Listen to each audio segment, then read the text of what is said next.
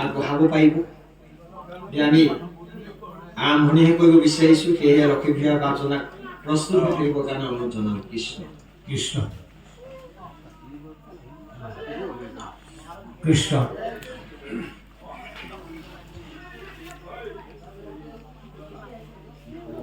ইখব কথাত যেবে এৰা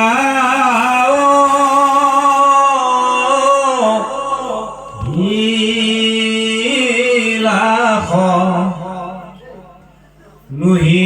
পৰমাৰ্থ এইটো বচন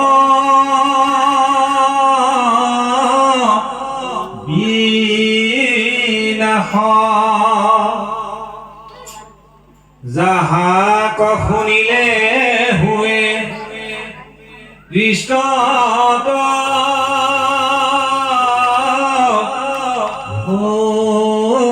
কোটি কহ পৰমাৰ্থ কথা শুনিও নিপতি হেৰমে কাৰ্গ ভকত সবে আতি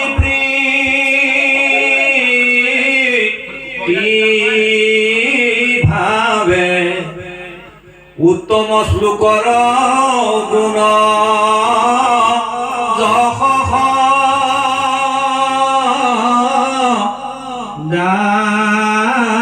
গাৱে তা সম্বাদ সমীপত থাকি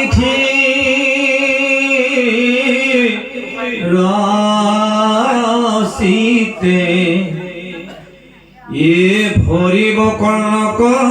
কৃষ্ণ চৰিত্ৰ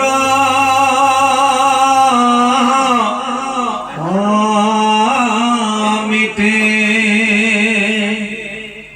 হেৰাম প্ৰতিনিতে সততে নিয় কৃষ্ণ যশ উপজিবে তেবে কৃষ্ণত প্ৰেমৰস পৰম নিৰ্মল হৈলে কৃষ্ণত ভকতি হল পৰমাৰ্থ তত্ত্ব তোমাত নিপতি যাহাৰ কৃষ্ণক ভোল ভকতি অচল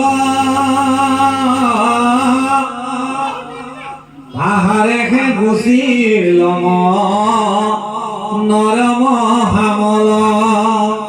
হৃদয়ে দেখিবে যদিও কৃষ্ণৰ মূৰ্তি পাবে প্ৰসাদ মহা মুখ্যটো অধিক। কৃষ্ণ এয়া আপোনালোকে শ্ৰৱণ কৰিছে। ইয়াত কৈছে ইহব কথাৰ যেবে এৰা অভিলাষ নুহি পৰমাৰ্থ এইটো বচন বিন্যাস। কোনবিলাক অভিলাষ এইবুলি কৈছে? উপৰোক্ত বাক্যবোৰ ধৰিত্ৰীয়ে যেতিয়া ব্ৰহ্মা আগত কান্দিছিল, ব্ৰহ্মা আগত কৈছিল চাওকচোন মোৰ বুকুতেই সেই ৰজা মহাৰজা ৰথী অতি ৰথী মহাৰথী এই সকলো নিঃশেষ হৈ গ'ল। কেলে? মোৰ কাৰণে। মোক লাগে, ভূমি লাগে, ধন ঐশ্বৰ্য বিভূতি লাগে, ৰাজ্য লাগে। তেনেকুৱা মহা মহা নৃপতিসকলো লয় পলয় হ'ল। ইয়াত কৈছে ওপৰৰ কথাখিনি কৈ পেলাই কৈছে এইবিলাক অভিলাষ বাদ দিয়া। জিলুকত যত যত আছে ধন ধান, যত দিব্য নাৰী আছে সুন্দৰী প্ৰধান, যত দিব্য ঘৰ বাৰী বস্ত্ৰ অলংকাৰ, সবেও নুপুৰা মান একলো বিয়াৰ।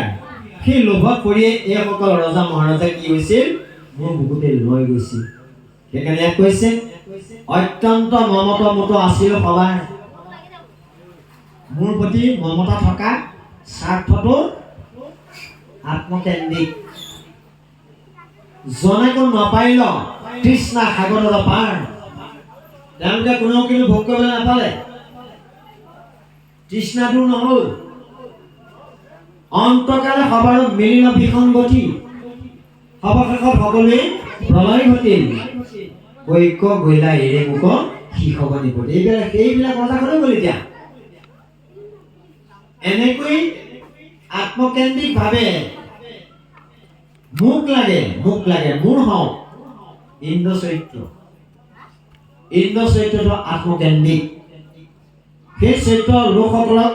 ধৰিত্ৰীয়ে কি কৰিছে গৰিহণা দিছে সেইবিলাক কথা বাদ দিয়া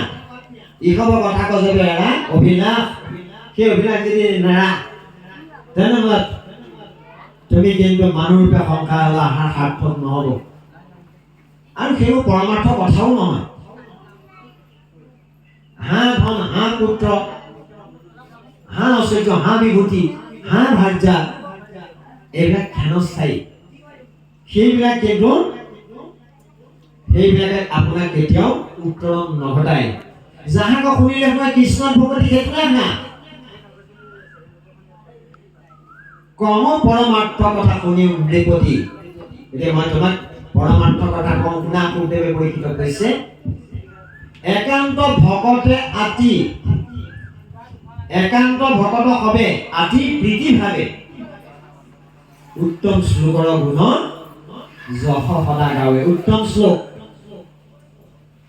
মানে মন্ত্ৰ মানে হৰি নাম মূল মন্ত্ৰ এইটো উত্তম শ্লোক বুলি কোৱা হৈছে হৰি নাম এই মূল মন্ত্ৰ কলিতত নাহিকে তপ জপ যজ্ঞ এই ৰাম নামকে উত্তম শ্লোক বুলি কোৱা হৈছে সেই ৰাম নামৰ সমীপত আমাক সদায় থাকিবলৈ কৈছে আৰু সদায় কৰ্ণ ভৰি শ্ৰৱণ কৰিবলৈ কৈছে শ্ৰৱণ যিহেতুকে শ্ৰেষ্ঠ নবী ভক্তিৰ ভিতৰত শ্ৰৱণ এক নম্বৰ কৈছে তেনে কথা শুনিলেহে গুছে মনৰ সংশয় আপুনি পাঠ পঢ়ি সংশয় দূৰ কৰিব নোৱাৰিব শুনি কিন্তু সংশয় দূৰ কৰিব পাৰিব সেইকাৰণে লিখিছে কথা শুনিলেহে গুছে মনৰ সংশয় কথা শুনিলেহে জ্ঞানৰ বৰ্ধন হয় নৱজাত শিশুটিয়ে শুনিহে জ্ঞান আহৰণ কৰিছিল সেইকাৰণে শ্ৰৱণটো আহে যেনেকৈ ভাগৱত শব্দটো 4টা আখৰ আছে আখৰ 4টা বৰ তাৎপৰ্যপূৰ্ণ ভা কাৰণ ভাবুকা জ্ঞান আপুনি শুনক আৰু ভাবক কি হ'ব তেতিয়া যে গটো আহি যাব গতে কি কৈছে গ কাৰণ জ্ঞানম বৰ্ধিতম ভাগৱতৰ জ্ঞান বা কি এতিয়া জ্ঞানটো 5 প্ৰকাৰ প্ৰত্যক্ষ জ্ঞান পৰোক্ষ জ্ঞান খণ্ড জ্ঞান অখণ্ড জ্ঞান আৰু পৰম জ্ঞান ভাগৱতে আন জ্ঞানৰ কথা কোৱা নাই পৰম জ্ঞানৰ কথাহে কৈছে সেইকাৰণে সেই পৰম জ্ঞান কোনে লাভ কৰি থৈছে সাধু মহন্ত উত্তম ভকত বৈষ্ণৱ এইসকলে লাভ কৰি থৈছে বৈষ্ণৱ সেইকাৰণে তাৰ পিছৰ আখৰটো নাম উৱাপ কাৰণ বৈষ্ণৱম জ্ঞানম সেই জ্ঞানটো বৈষ্ণৱৰ কেনেকুৱা জ্ঞান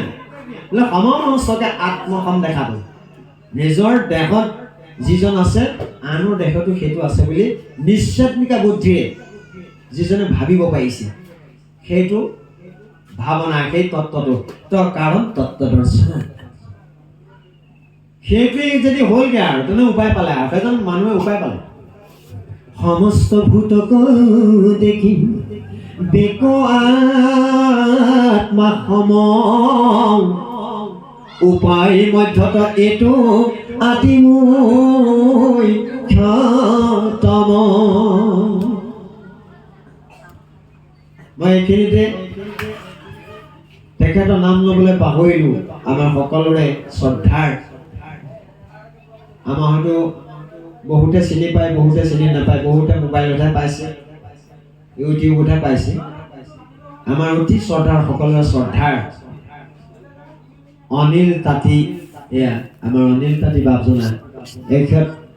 তেওঁক নিমন্ত্ৰণ কৰিছে ভাগৱতৰ ব্যাখ্যাকাৰ হিচাপে তেখেতৰ ব্যাখ্যা আপোনালোকে শুনি ইউটিউবতহে শুনিছে আজি প্ৰত্যক্ষ শুনিবলৈ পাব বৰ সুন্দৰ আলোচনা আগবঢ়ায় ব্যাখ্যা আগবঢ়ায় বুলি ক'বলৈ জনা আলোচনা আগবঢ়ায় ব্যাখ্যা কৰিব পৰা শক্তি কাৰো নাই বিদুৰে ইহান কয় যে নামন্তকে নজানন্ত বিদুৰ হেন এজন উত্তম ভকতে ভাগৱত জানে কি নাজানে বুলি পেলাই শংকৰদেৱে কৈছে কি ব্যাসে কৈছে প্ৰথম স্কন্ধতে যায় কি নহয় এয়া